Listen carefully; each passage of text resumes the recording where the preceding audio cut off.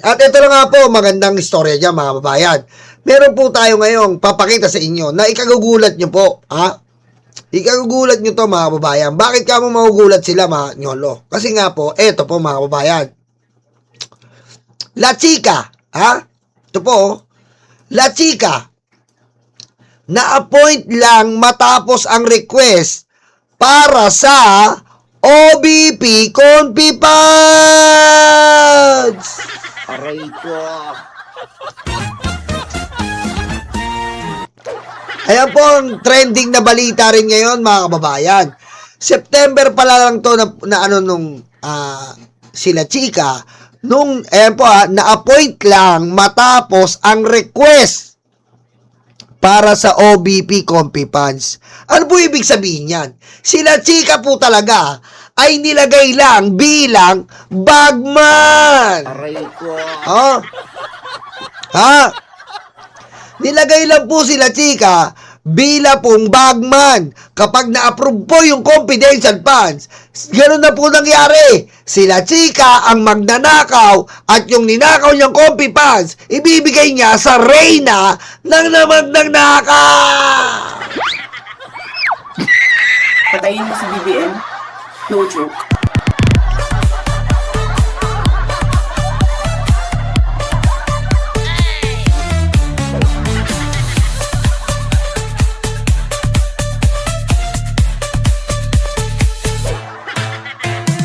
Di ba mga kababayan? Ano po ang sabi ni Gina Acosta? Sabi po ni Ma'am Sara, ibigay ko daw po kay La Chica. Kasi po si La Chica ang expert sa paggawa po ng confidential mga events, confidential mga funds kay La Chica. Kay La Chica. Sabi Ma'am Sara, La Chica.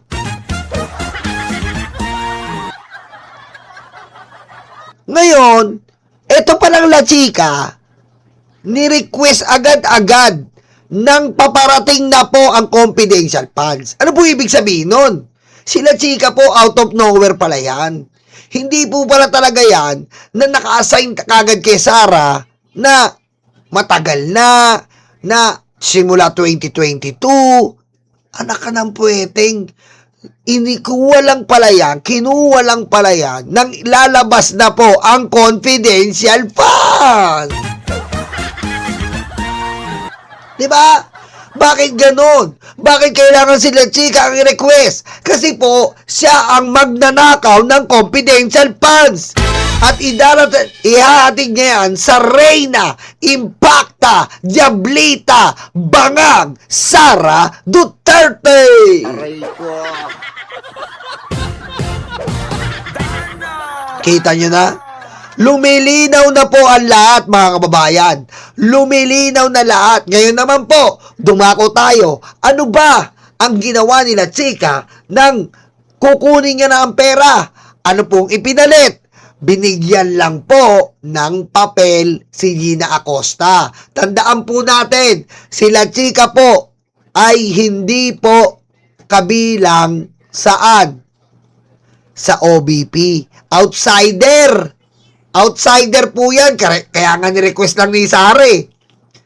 Tinuruan ni Sara si Gina Acosta na gumawa ng katarantaduan.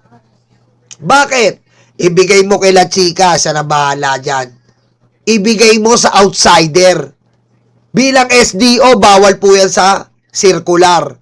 Bilang SDO, ikaw dapat ang magbabayad kila Mary Grace Piatos, ang dilim at mabahong bilat. Aray ko. Ikaw talaga.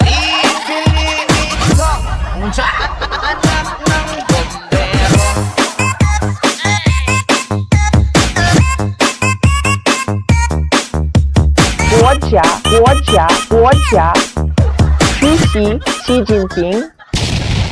Diba? Ganun po ang trabaho ng SDO. Ikaw ang hands-on sa pagbabayad sa confidential agents. And this confidential agent must have a true identity that you will put it in the vault. But in this case, Your Honor, Mr. Chair, there is no true identity. There is no like a real identity that we can we can know that it's real or not. Okay? So, sila chika po ay obvious, mga kababayan, na bagman ni Sara. Sila chika po ay obvious na nagnanakaw ng pera ng taong bayan para dalhin kay Sara Duterte. Ayan po. Ayan. Ngayon lang po, kakasabi sa hearing, in-appoint lang ng biglaan. Ba't ka pa mag-a-appoint ng biglaan? Nandiyan naman si Gina Acosta. Diba?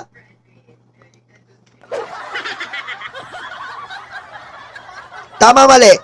Bakit ka po mag-a-appoint? Nandiyan naman ang SDO mo. Ba't kailangan mo ng outsider? Bakit? Siya ang magnanakaw para sa'yo. Aray ko. At nga pala, mga kababayan, isama na po natin ito. Kagahapon po, pinasok po ng demonyo ang Senado, mga kababayan. Ayan po, nakita niyo po, isang demonyong Michael Jackson. Ow! Aray ko. Amy, are you okay? Are you okay? Are you okay, Amy? Amy, are you okay? Are you okay? Are you okay, Amy? Aray ko. Pinasok po ng demonyo ang Senado kahapon. Kitang-kita niyo po sa larawan. Amy, are you okay? Are you okay? Are you okay, Amy? Amy, are you petroleum jelly? Si Miss Petroleum Jelly po, na ang pisngi ay petroleum jelly at flat ang ilong, ay isa pong demonyong senador. Aray ko. Mga kababayan, tignan nyo naman po. Kundi ba naman demonyo, nagdadasal po si Risa Ontiveros, abay kita nyo po galit siya sa pagdarasal. Isang demonyo lang po, ang talagang magagalit. Magagalit sa pagdarasal. At sa itsura po ni Amy, tignan nyo naman po, mga kababayan, kung hindi siya nagagalit sa pagdarasal. Aray ko. Ganit po siya sa dasal dahil si Amy ay demonyita na rin. Aray ko. Ngayon, mga kababayan, eto po ang problema. Natakot po ang prosecutor dahil po ang lakas po ng aura ng demonyo sa Senado. Ang lakas po ng aura ng demonyo sa Senado. Ano pong ginawa ng prosecutor? Ang ginawa po ni attorney kanina ay eto po, mga kababayan. Tingnan niyo po, mga kababayan, nagdala po si attorney Mary Grace Piatos. Ayan po, mga kababayan, no? Tingnan nyo. Nagdala po sila ng krus. Aray ko. Nagdala po ng krus ang ating mga prosecutor. Pagkat may mga demonyo, may demonyo pong senador. Mo bang maging safe sa tamang tao? Ito ang dapat mong gawin. First step, second steps, helmet. Sabi nanay ko, hotdog, ang binili mo potlong, tapos nagreklamo nanay ko, nagalit ka? Ayan po, mga kababayan, may hawak po si attorney na krus sapagkat kinatatakutan po nila ang demonyong si Amy. Aray ko.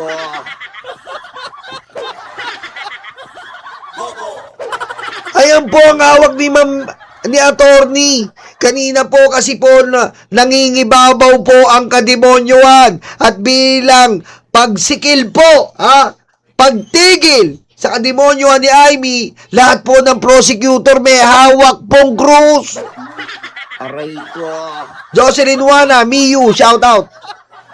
Kasi po demonyo si Amy.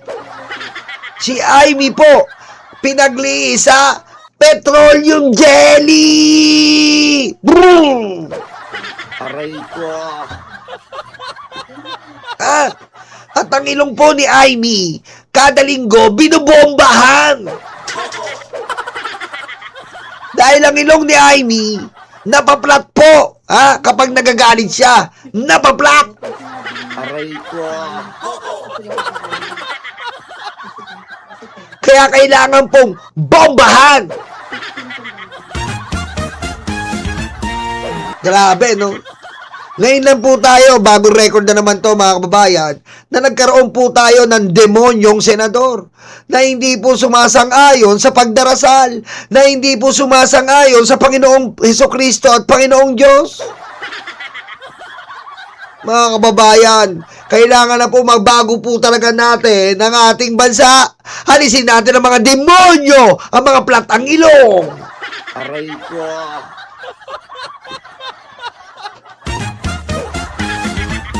Kita nyo mga kababayan. Hitsura pa lang mga kababayan. Ito po ha. Ito po ang tinatawag nilang petroleum jellyface.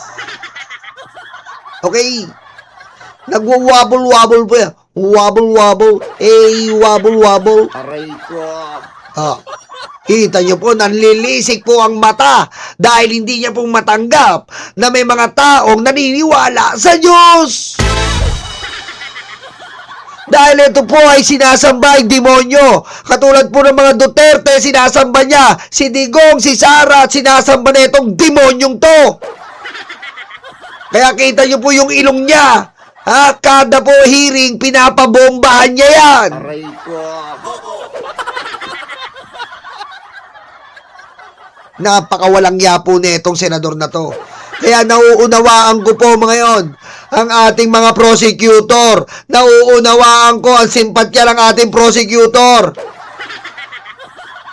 Ha? Nauunawaan ko. Kasi po, sino ba naman po ang hindi matatakot sa mukhang ganyan? Talaga magdadala ka po ng mga simbolo na pangontra po sa mga demonyo. Aray ko. Diba? Simbolo po na kokontrahin natin. Ha? Ang mga demonyo tulad ni Aimee. Ang mga demonyo. Oh. Diba mga kababayan? Yan po yun mga kababayan. Ngayon mga kababayan, dumako na po tayo dito. At sinasabi ko nga po sa inyo na hawak po ni Sara Duterte ang pamilya ni Gina Acosta, pati na lang po si Paharda. Ngayon po, makikita nyo po, kitang-kita nyo po mga kababayan. Ayan po, kitang-kita nyo. May nagbabantay po sa Senado. Binabantayan po ang mga salita at immediately nire-report kay Sara. Nandiyan po, may nakabantay po ang lagi pong pinipinger ni Sara na si Zulaika.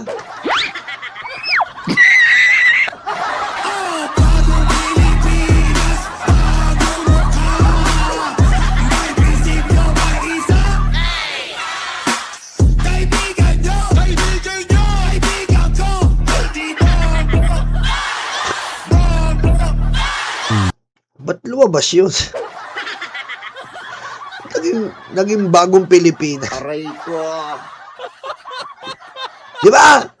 Ayan po si Zulaika. Nakamatiyag po sa mga gagawin po ng mga nagwi-witness dyan. Binabantayan niya po. At pag nagkamali ka, ire-report ka niya kay Sara. Aray ko. Napakalupit. Ganyan na po. Ha? Ganyan na po. At pag loloko-loko ka, tapos ang pamilya mo, ganyan po ang galawang sindikato eh. Di ba? Ganyan ang galawang sindikato. Huling-huli po si Zulaika, ang pinipinger ni Sara. Minsan nadarama mo ang bigat ng kay Sara.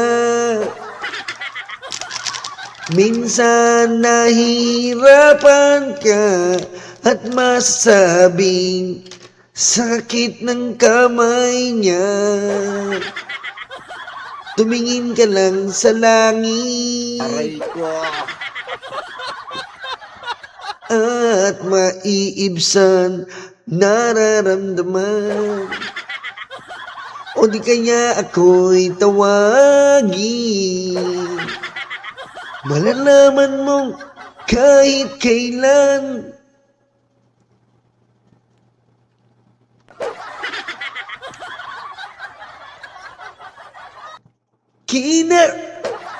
Aray ko. Kinakamay.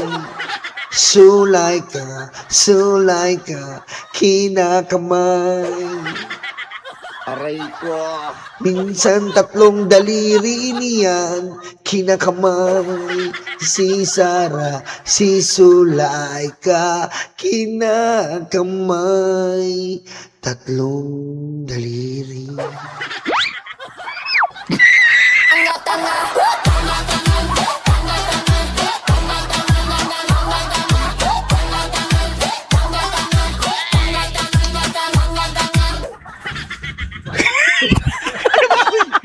Di ba mga kababayan, katakataka po at nakakagulumihanan na si Sulayka po ay nandyan. Bakit nandyan yan? Para po magmatyag, para po mag-spy, para po magturo. Aray ko. Di ba? Para po magturo ng mga script, baka makalimutan mo at mailaglag mo ang kanyang Sara Duterte. Aray ko. Bistado. Bistado po mga kababayan. Yan po ang sinasabi natin mga kababayan, di ba? Yan po. At abangan po natin mga kababayan ang mangyayari at mangyayari pa mamaya-maya diyan po sa impeachment trial.